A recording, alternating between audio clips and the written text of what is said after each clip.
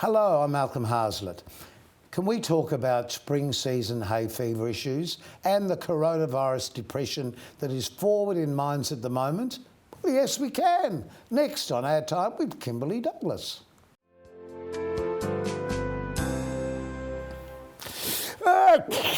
Oh, excuse me, I should have done that.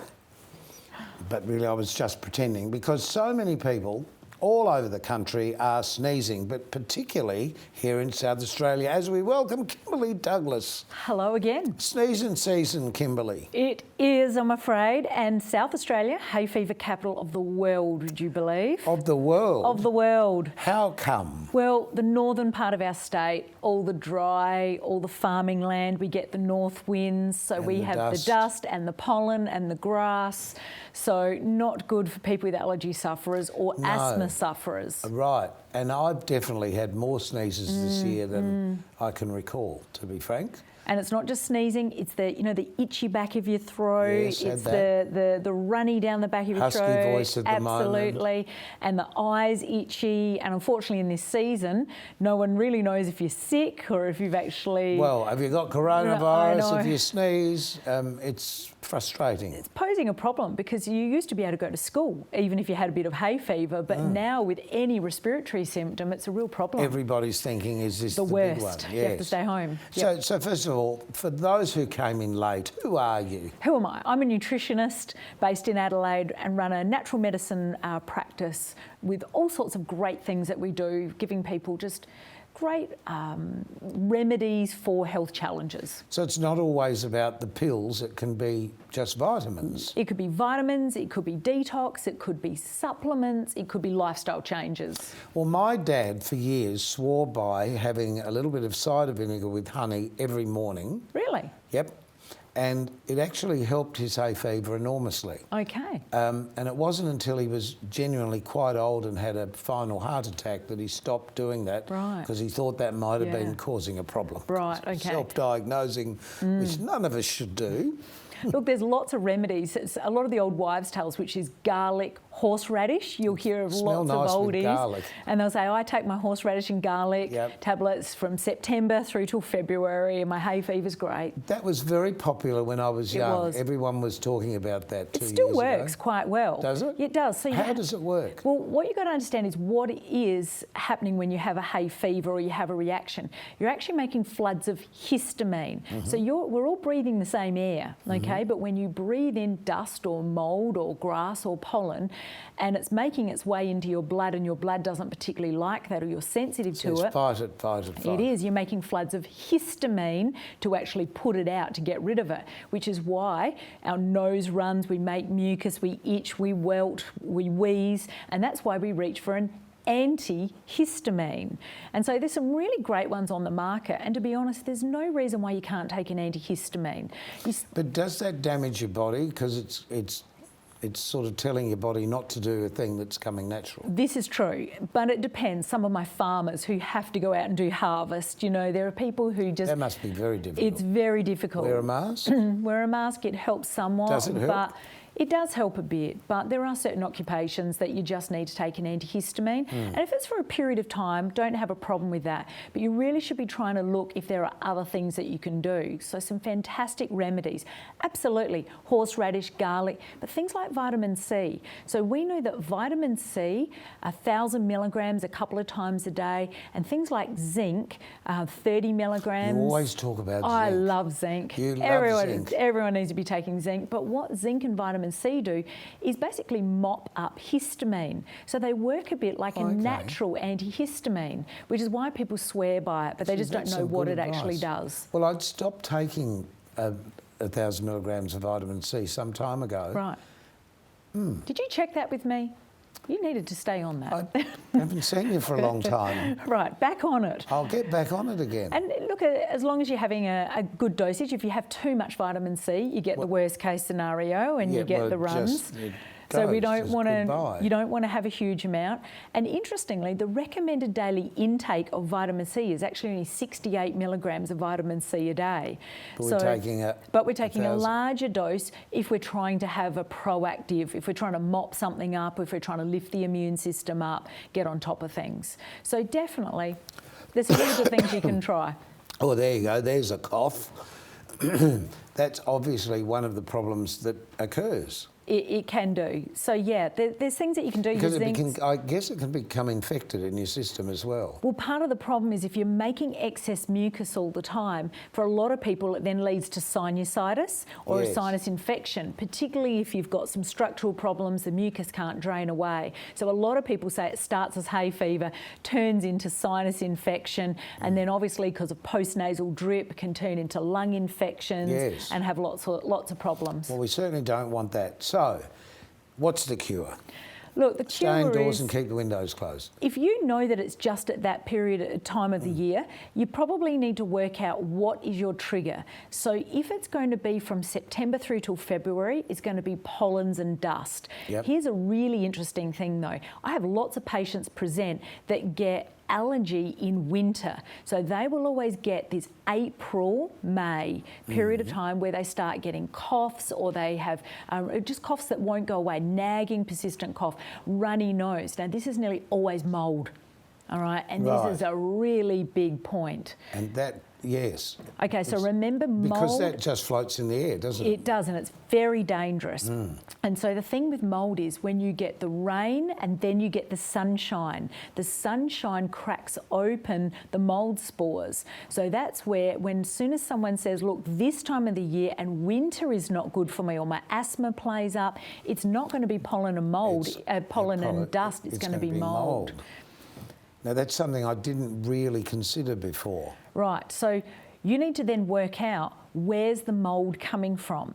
So some people who live in really old houses and they have maybe salt damp, and I get them to do, I call it a mould hunt.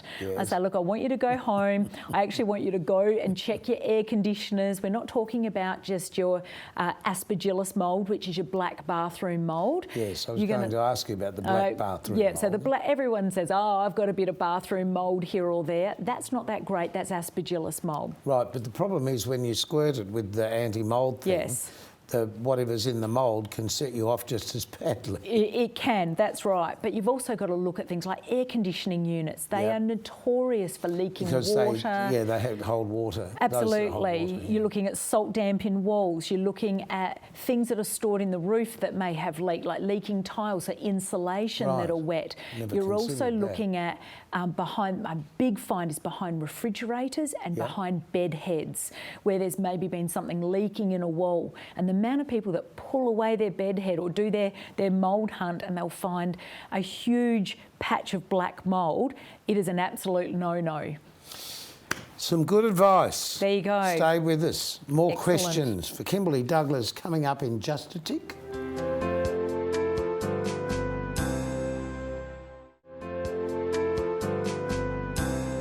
Our special guest on this episode of Our Time is Kimberley Douglas. Kimberley, we were just talking about the pollens and moulds and all those other things, but I suppose everyone's been quite dramatically affected with the coronavirus lockdown because we've all been sitting at home, which would exacerbate that if you've got mould at home. It absolutely will. We've got a whole lot of new lifestyle-related disorders related to just being in lockdown that we've never seen fat before. Bellies. Like we've got COVID curls and COVID kilos now that we never had to contend with before. Explain the COVID curls. Well, the COVID curls, no one's been to hairdressers in months. I think Victorian and New South Wales people will understand.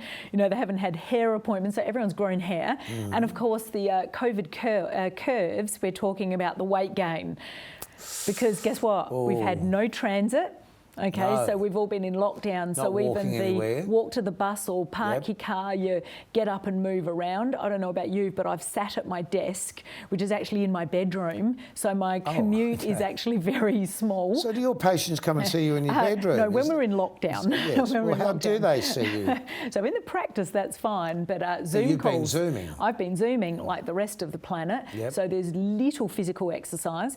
The other thing, the old snackos. It's been very easy to have way too many coffees, snacks, biscuits, particularly in the cold wintry months, and particularly for our Victorian friends, you know, when it's been really dark, locked in for months.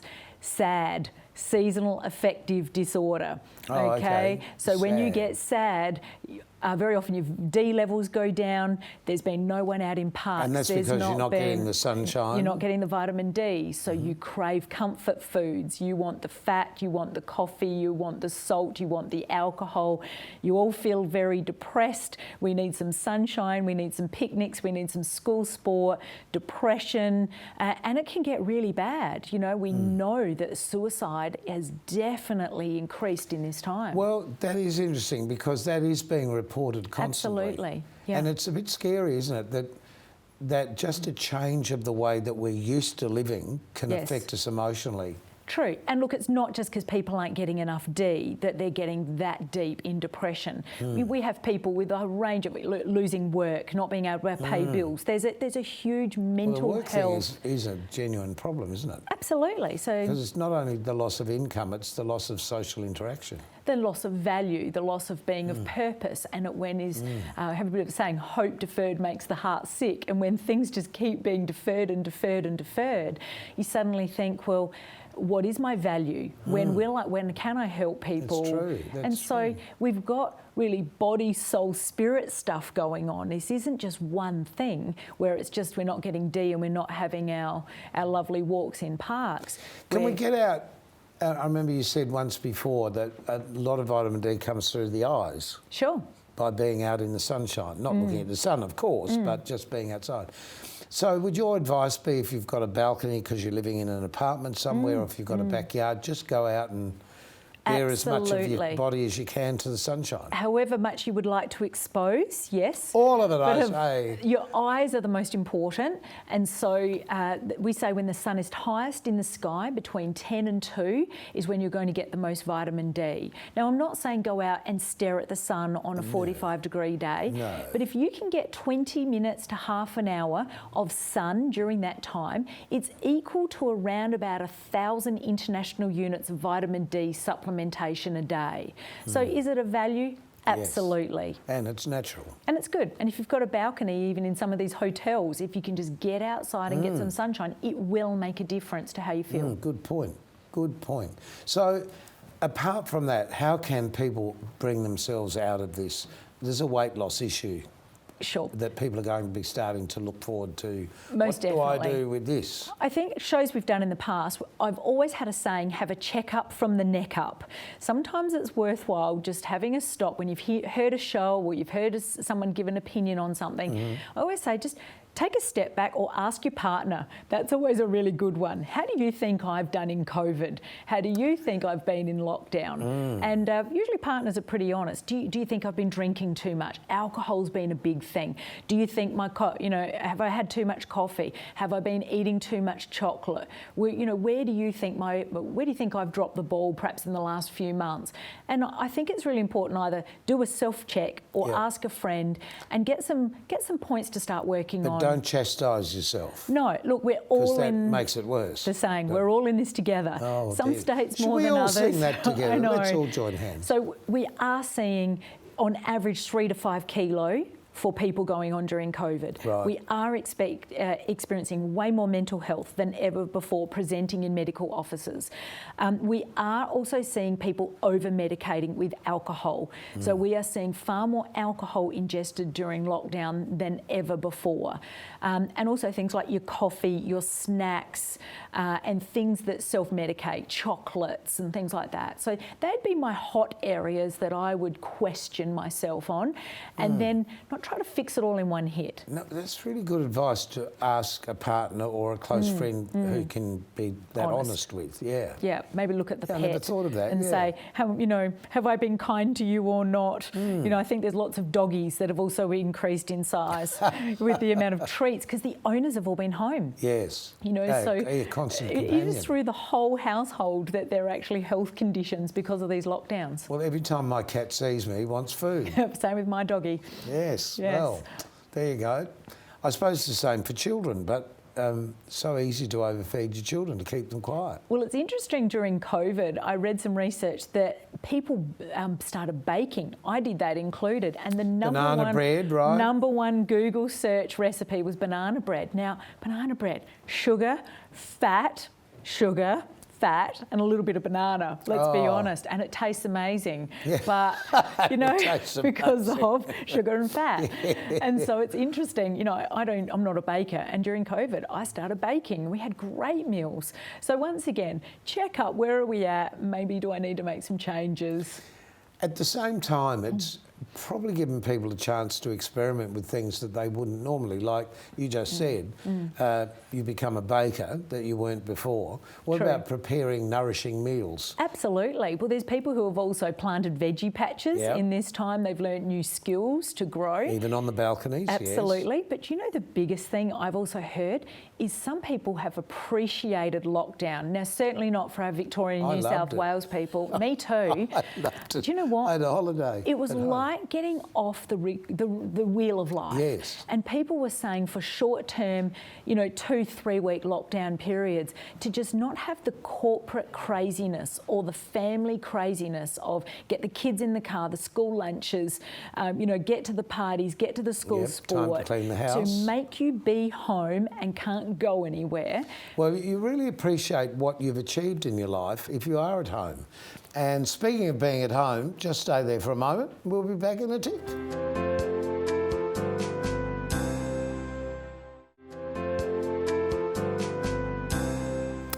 Well, we've talked about the sneezing season, and we've talked about the curls, and say it again. The curves, COVID curves, and the COVID curves curls. And COVID curls. Yep.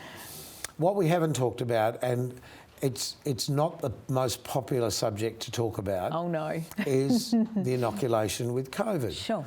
And for most people, it's perfectly safe and there is no issues whatsoever.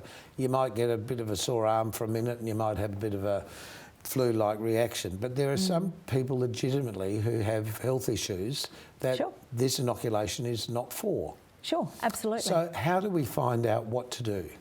Okay. If we're not sure. If you're not sure and you have concerns, you go to your healthcare practitioner, the person that knows you, someone who's seen your blood work, knows your family history. So you're able to have a conversation with your data in front, with your particular diseases, and you're spot on. People have concerns. It's great to have concerns and it's okay to have concerns, but you've got to talk to someone about it. But it would be with any inoculation of any type. Most definitely. We were just saying before, I remember having the salk vaccine when I was a kid. And it was one big syringe and we all lined up with our bare arms and you got 2 cc's or whatever and the next person with the same syringe got the same and so on. When you think back, it's almost barbaric the way that was administered. Sure. But we don't have polio anymore. Yeah, that's right. So I really just encourage anyone who doesn't know or is concerned, you've got to talk it through. Or listening to all the rubbish that a lot of people are spreading around. You need to be very careful, but people do have legitimate... Go to the professionals, that's the word, isn't it? And people do. There are people who do not qualify to have it.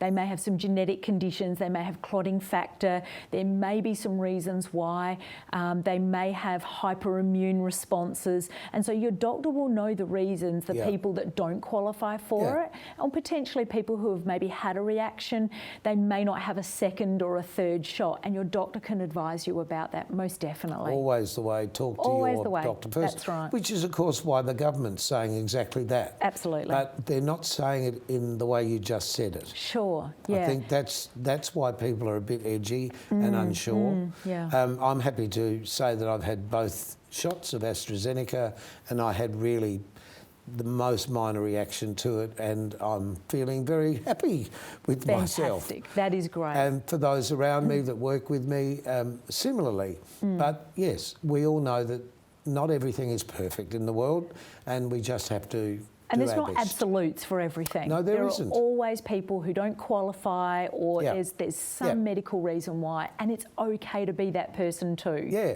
exactly. Yeah, and we shouldn't feel bad for ourselves, but we shouldn't judge others because we don't know their history. Absolutely. Okay, so we're all sort of coming out of this COVID time, hopefully forever.